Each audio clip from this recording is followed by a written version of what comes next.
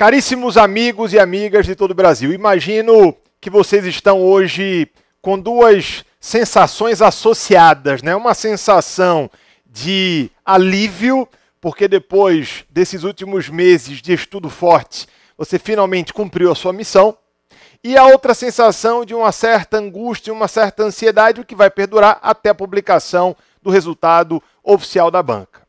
Eu fiz uma análise preliminar, isso é importante que fique claro, uma análise absolutamente preliminar da sua prova, não tive tempo de olhar tudo, você deve ter percebido a angústia dos professores para identificar provas de empresarial para correção, mas nesses 5, 10 minutos que eu pude olhar a prova, eu achei uma prova mediana, uma prova que tratou de temas que nós enfrentamos ao longo da nossa preparação, inclusive uma peça prático-profissional que estava, mais uma vez, dentro do nosso curso. Eu tenho uma alegria tremenda de, mais uma vez, dizer que o nosso curso é o único curso do Brasil que trabalhou todas as peças cobradas nos certames da OAB.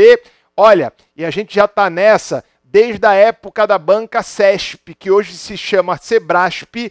Talvez você nem saiba disso, não é? Agora nós estamos já há alguns anos com a banca FGV e em todos os certames nós conseguimos antecipar a peça. Isso é motivo de muita alegria para a gente, pessoal. Mas olha, o que interessa é saber como é que você se saiu na prova. E aí vem a pergunta clássica, qual é a peça? Olha, a medida judicial cobrada nessa análise preliminar, meu juízo, trata-se de uma inicial. Isso. A ação de embargos à execução trata-se de uma inicial e, portanto, de uma medida judicial que deve refletir aqueles requisitos do 319 do CPC que nós tanto trabalhamos ao longo do módulo processual. Foram incontáveis peças trabalhadas juntas, onde nós tivemos oportunidade de mostrar o passo a passo do 319 e resolvemos juntos a ação de execução e o outro lado da moeda. A inicial de embargos à execução lá do 914 seguintes do novo CPC. Olha, a identificação da medida judicial, tenho certeza, não supôs qualquer tipo de problema para os nossos alunos, bastaria que eles aplicassem a escada da aprovação. Lembram? Primeiro degrau da escada da aprovação, recurso. Cabe recurso? Opa! Se o problema sequer menciona um ato decisório anterior, a gente vai recorrer de quê? Lembram? Nós falávamos ao tratar da escada da aprovação. Caberá o recurso quando houver referência no enunciado do problema a um ato decisório anterior e o juiz convide você para atuar enquanto advogado da parte vencida, da parte sucumbente desse ato decisório anterior. Olha, o problema sequer mencionava um ato decisório anterior, verdade? Então você já tirou da frente, aplicando a escada da aprovação, um recurso. Meus amigos, na sequência você se perguntaria sobre defesas do réu, se perguntaria sobre execução, se perguntaria sobre embargos à execução. Olha, de maneira muito clara, se o problema coloca você para atuar como advogado de pessoa que figura no polo passivo de ação de execução, qual é a medida judicial que vem à sua cabeça de bate-pronto? Professor, embargos à execução. É isso aí. É essa medida judicial que nós entendemos vai ser apresentada pela banca no gabarito oficial, tá? E aí, pessoal, inicial de embargos de execução, tranquila, porque nós sabemos que a inicial de embargos de execução deve ser distribuída por dependência ao juízo da execução. Se o problema informa qual é o juízo da execução, acabou a história, verdade? Para aquele mesmo juízo, você deve endereçar a sua inicial de embargos de execução, distribuindo por dependência. Vamos lá, corta lá na tela, por favor, Davi. Muito bem, pessoal. Olha só, em relação ao endereçamento, vamos lá no nosso passo a passo, né? Em relação ao nosso endereçamento, portanto, você deveria construir o endereçamento dizendo o seguinte, tem que ver lá no problema o que é que ele fala, né? Ele fala na comarca de Rio Claro, se eu não me engano, não é isso? Isso, comarca de Rio Claro. Então você teria que dizer o seguinte, excelentíssimo senhor doutor juiz de direito da vara única da comarca de Rio Claro, do estado de... Olha, se eu não me engano, como eu disse, foi uma olhada rápida, tá, pessoal? Se eu não me engano, o problema não fala qual é o estado. Você não tem obrigação de saber em que estado está essa cidade, óbvio. Então, nesse caso, não tendo informado o problema estado, você substituiria essa parte final, ou seja, o nome do estado por reticências. Professor, eu não fiz referência à vara única. Errei. Também não errou, porque se só existe uma vara lá, quando você fala da comarca de Rio Claro, excelentíssimo senhor doutor, juiz de direito da comarca de Rio Claro do estado de reticências, acertou. Se há lá uma única vara, se é um juízo de vara única, se você não faz referência à vara única aqui no endereçamento, você também não erra. Estaria correto da mesma maneira, tá bom? Beleza? Tá aí. Esse é o endereçamento, fica tranquilo. O fundamento do endereçamento, você já sabe, é o 914, parágrafo 1º. 914, parágrafo 1º. Não esqueçam, a competência nos embargos de execução será do juízo que determinou a citação do devedor na execução, do juízo perante o qual tramita a medida executiva. Beleza, pessoal? Tá claro isso aí? Muito bem. Antes de começar o cabeçalho, você teria que falar da distribuição por dependência. Professor, esqueci disso aí.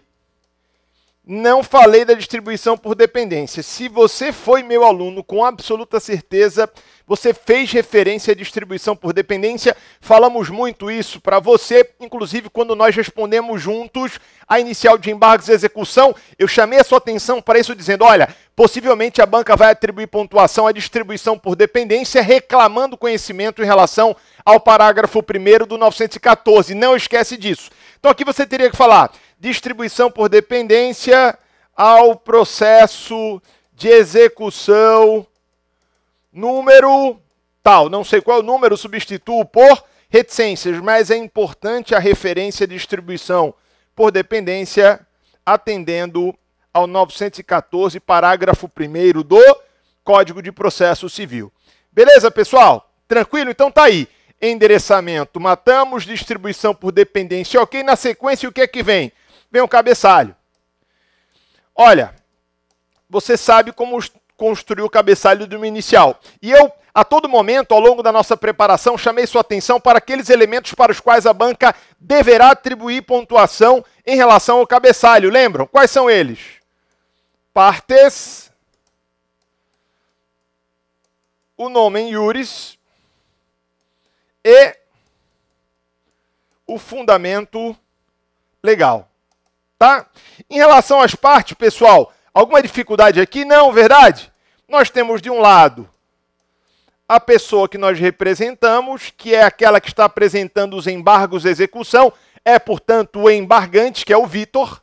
Tá? O Vitor, que é a avalista lá do cheque, verdade? Lembram disso? O problema deixa clara a posição do Vitor e deixa claro que você está atuando enquanto advogado do Vitor.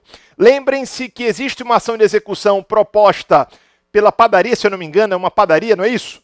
Existe uma ação de execução proposta pela padaria, a padaria, portanto, é exequente, e no polo passivo ela coloca o emitente do cheque e o avalista do emitente desse cheque. Verdade? Que é o Vitor. E é exatamente ele a pessoa que nós vamos representar. O problema deixa claro. Estamos aqui atuando enquanto patronos, enquanto advogados do Vitor. Portanto, o Vitor está sendo executado e está apresentando, representado por você, advogado, embargos de execução. O Vitor é, portanto, o embargante. Tá? Do outro lado, como embargada, está a padaria. Beleza, pessoal? E aí você já sabe, quando a gente fala das partes aqui, a gente tem que fazer referência ao representante legal das partes, e aí você já sabe como é que constrói a qualificação de uma parte pessoa física, como constrói a qualificação de uma parte pessoa jurídica, tá? Professor, como já existe uma ação de execução e as partes são as mesmas, eu me abstive de fazer essa qualificação completa. Beleza, eu acredito que a banca não vai oferecer qualquer pega em razão disso. Não vai considerar isso um problema, tá? De qualquer maneira, você estava preparado para construir a qualificação tanto da pessoa física quanto da pessoa jurídica de maneira completa, respeitando as exigências lá do novo CPC. Lembrem-se que o novo CPC, por exemplo, ele reclama na qualificação o endereço do correio eletrônico, o endereço de e-mail. Lembrem-se daquelas características específicas, possivelmente a banca vai atribuir pontuação a esses aspectos. Beleza, pessoal? Muito bem, nome iuris, aqui não tem dificuldade. Embargos. A. Execução. Beleza? Fundamento legal, você já sabe, está lá no 914. Vamos colocar aqui 914 e seguintes do CPC. Eu preciso analisar com mais cuidado para saber se a gente vai incorporar aqui no fundamento legal algum parágrafo, algum outro dispositivo, 917, enfim. Eu preciso me debruçar sobre os aspectos de direito para que eu possa oferecer uma resposta definitiva, peremptória quanto a isso. A princípio é isso aqui, tá, pessoal? Esses são os elementos do cabeçalho para os quais a banca deverá atribuir pontuação. Parte e as suas qualificações, nome iuris, o nome da medida judicial e o fundamento respectivo. Beleza? Tranquilo? Muito bem. Na sequência, depois do cabeçalho, o que é que vem? Campo dos fatos. E no campo dos fatos, o que é que o aluno vai fazer? O que é que o examinando faz no campo dos fatos? Professor, no campo dos fatos, nós vamos simplesmente recontar a história com as nossas próprias palavras. Isso.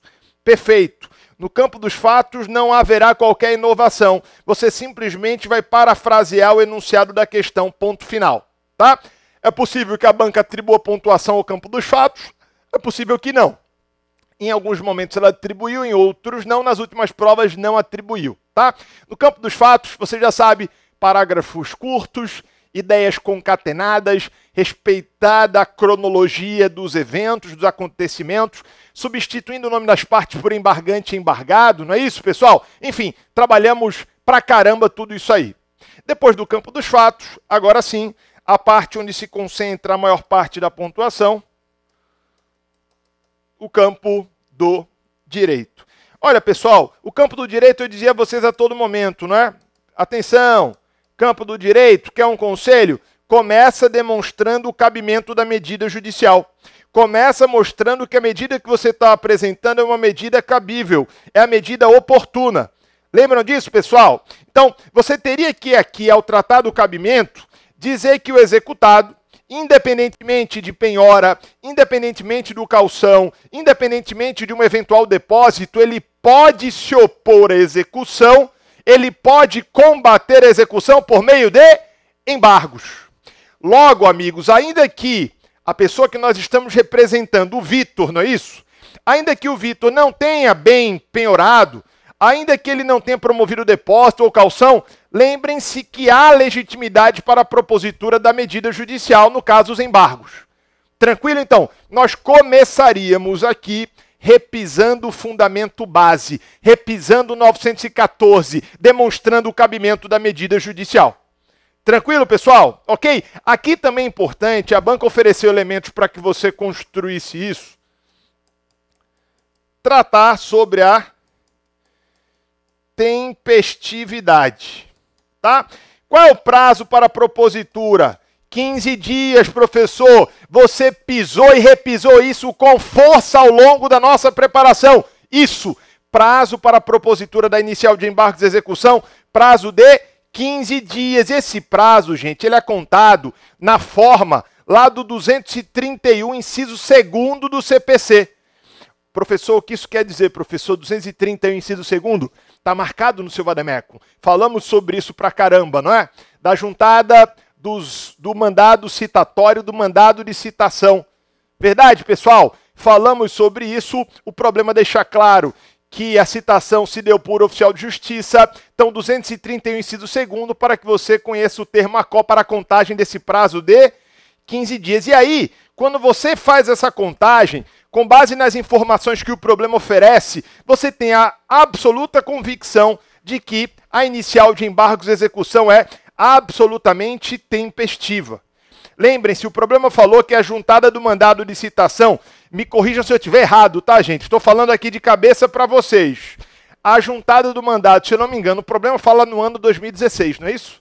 A juntada do mandado de citação ocorreu em 10 de julho de 2016, memorizei a data aqui por associação, 10 de julho de 2016, e o advogado teve acesso aos autos no dia 13/7 de 2016. Opa, então 10 para 13. Professor, então está lá dentro do prazo de 15 dias para a propositura da medida. Então, eu estou aqui intuindo, com base nas informações oferecidas e ao fato de que o advogado teve acesso às circunstâncias do processo dentro daquele lapso temporal, dentro do interregno de 15 dias, que ele está apresentando a medida dentro desse prazo. Um prazo escorreito, mas que pode ser observado por ele. Isso se depende da leitura das informações do problema. Beleza, pessoal? Tranquilo? Aí aqui no campo do direito seria importante também falar sobre um monte de outras coisas. Vamos lá. Por exemplo, a questão lá da prescrição. Olha, pessoal, uma das coisas que a gente mais falou na nossa preparação, falamos muito sobre isso, foi a questão do cheque. A Lei 7357 de 85. Falamos sobre o aval pra caramba relacionado ao cheque, inclusive ontem, na aula que antecedeu o dia da prova, né? Na véspera da prova, eu dizia a vocês, olha, direito cambiário vai cair, hein?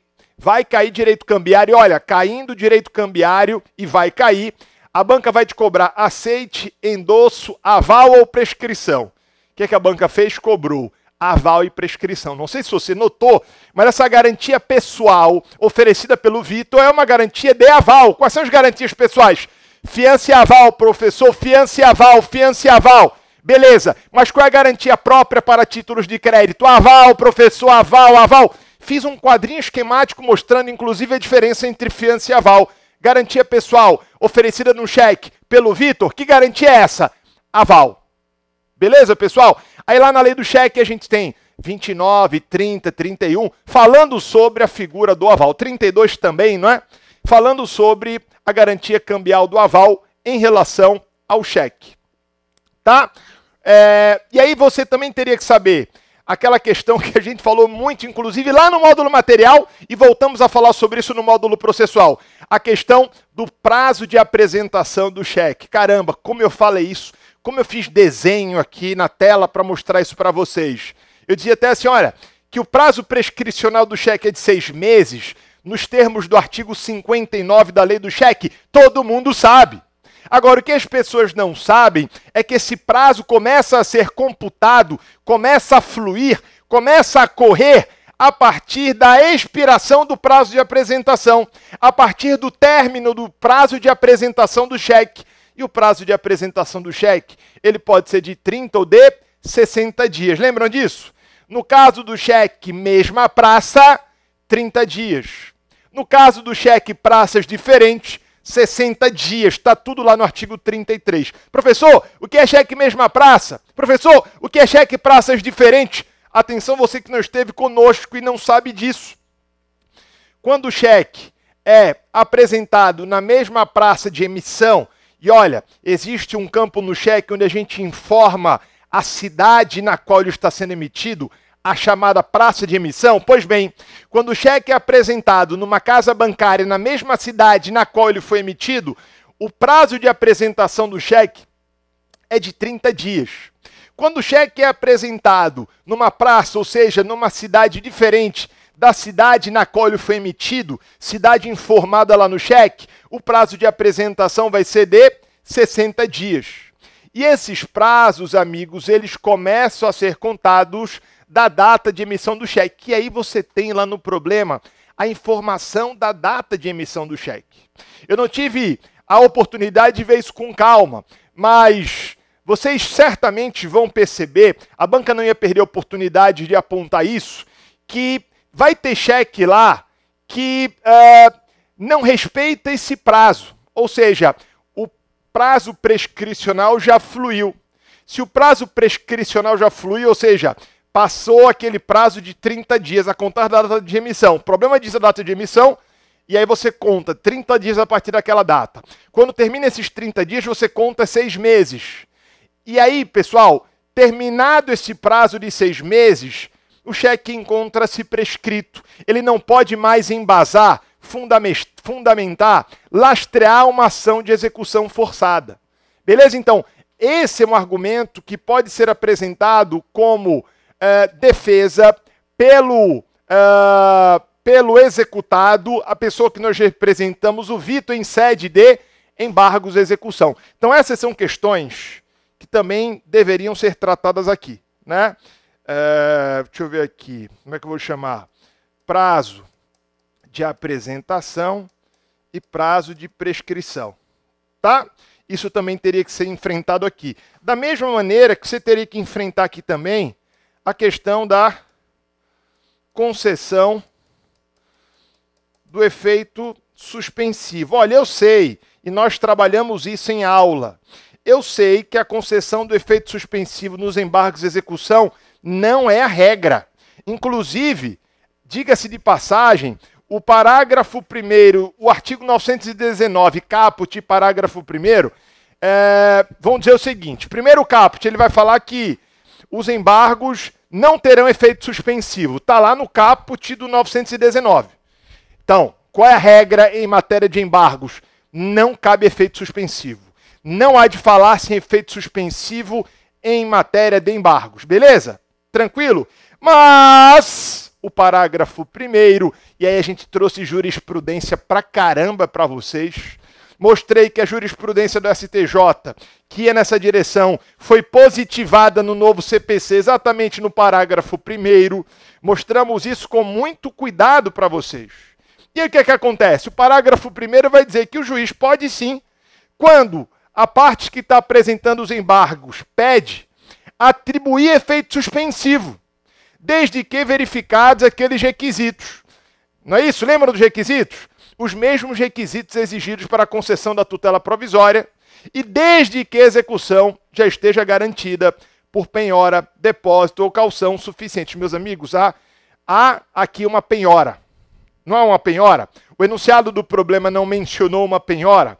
Portanto, pessoal, estavam presentes os elementos, a meu juízo, numa análise preliminar. Olha só, repito, eu estou aqui atuando enquanto advogado do embargante. Então, eu vou forçar um pouquinho a barra no sentido de atender aos interesses dele. Tá? Eu entendo que a banca, ainda que ela venha considerar que não caberia o pedido de concessão de efeito suspensivo, ela não vai oferecer qualquer tipo de reprimenda ao examinando por ele haver sido diligente e apresentado o pedido, o requerimento de concessão do efeito suspensivo. Tá? A meu juízo, cabe a concessão do efeito suspensivo e você deveria haver pedido isso com base no 919, repito, 919, parágrafo 1º. E aí, pessoal, vocês tinham que deduzir aqui aqueles requisitos, tá? Falar do risco da demora, falar da fumaça do bom direito, trazer, colacionar acervo probatório. Eu lembro que o problema fala de termo de penhora, o problema fala de laudo de avaliação, isso tudo teria que estar presente aí. Tá? Beleza, pessoal? Ok? E aí depois vem o campo dos pedidos. Campo dos pedidos, vocês teriam que pedir a juntada das cópias das peças processuais relevantes. Isso está lá no parágrafo 1º do 914.